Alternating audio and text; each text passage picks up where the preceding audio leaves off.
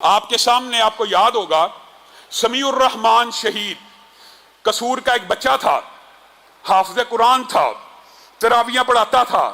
معصوم علی نامی ایک مجرم پولیس والا اس کے ساتھ زیادتی کی کوشش میں مصروف رہا۔ اس نے اپنے والدین کو شکایت کی، یہ مجھے بار بار اس غلط کام کے لیے ابھارتا ہے۔ آپ کے سامنے یہ کیس رکھا تھا، اس بدبخت نے دن دہاڑے سمیع الرحمان کو، نام کا وہ معصوم ہے دنیا کا سب سے بڑا ظالم، اس سمیع الرحمان کو گولی مار کے شہید کر دیا تھا۔ وہ سمیع الرحمان جس کے قتل کے گواہ سورج کی روشنی میں موجود ہیں، جو خود بیان دے رہا ہے کہ مجھے مرنے سے پہلے مجھے فلاں بندے نے گولی ماری ہے، میرے باپ اپنے باپ کے ہاتھ میں دم توڑ گیا۔ قاتل کی یہ دلیل بھی منصف نے مان لی کہ مقتول خود گرا تھا خنجر کی نوک پر۔ اس بدبخت قاتل کو قصور کے ایک جج نے شک کا فائدہ دیتے ہوئے آزاد کر دیا۔ افسوس اور دکھ کی بات۔ کس لیے؟ پھر یہ بات آتی ہے، پھر یہ کہتے ہیں یہ علامہ صاحب سخت باتیں کرتے ہیں۔ ہم یہ سمجھتے ہیں اس کو اس لیے آزاد کیا گیا ہے کہ سمیع الرحمان ایک حافظ قرآن تھا، اس کے چہرے پر داڑھی تھی۔ آپ کو کوئی داڑھی والا، کوئی مسلمان مر بھی جائے آپ کا ضمیر نہیں جاگتا۔ کوئی لبرل مافیا کا ایجنٹ ہوتا، میں دیکھتا کیسے معصوم علی کو آزاد کیا جاتا ہے۔ اگر کوئی بے دین شخص بھی ہوتا تو معصوم علی کو آزاد نہ کیا جاتا۔ آج معصوم علی کو شک کا فائدہ، کون سے شک کا فائدہ دیتے ہوئے بری کیا گیا ہے۔ الحمدللہ آپ نے، آپ کی جماعت نے وہ سارا کیس لڑا۔ جج بھی ججمنٹ دیتے ہوئے شرمندہ تھا، آنکھیں نیچے تھی، وکیلوں کی آنکھوں میں آنکھیں ڈال کے بات نہیں کر سکا۔ پتہ ہے اب بندہ کیا کہ پھر کہیں گے توہین عدلیہ ہو گئی۔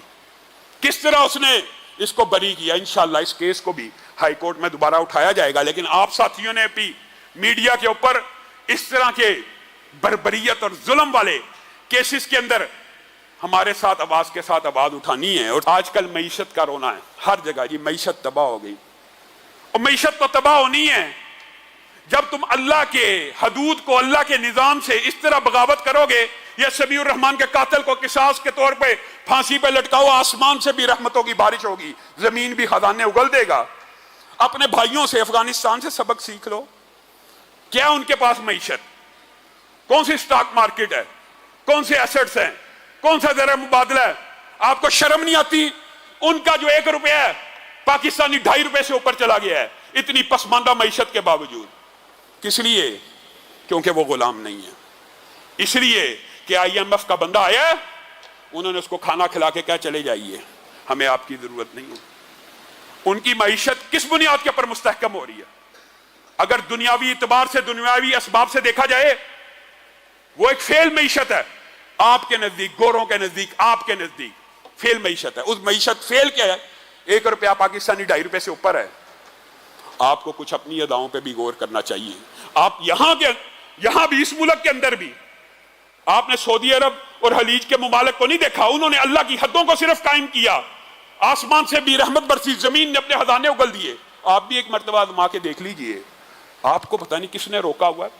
اب یہ قتل کا بدلہ قتل، پھانسی تو دے دیتے ہو، اگر اس کو یہ نام دے دو گے کہ قصاصاً اللہ کی حدود کے تحت اس کو پھانسی لگا دیا جائے گا، کیا تکلیف آ جائے گی؟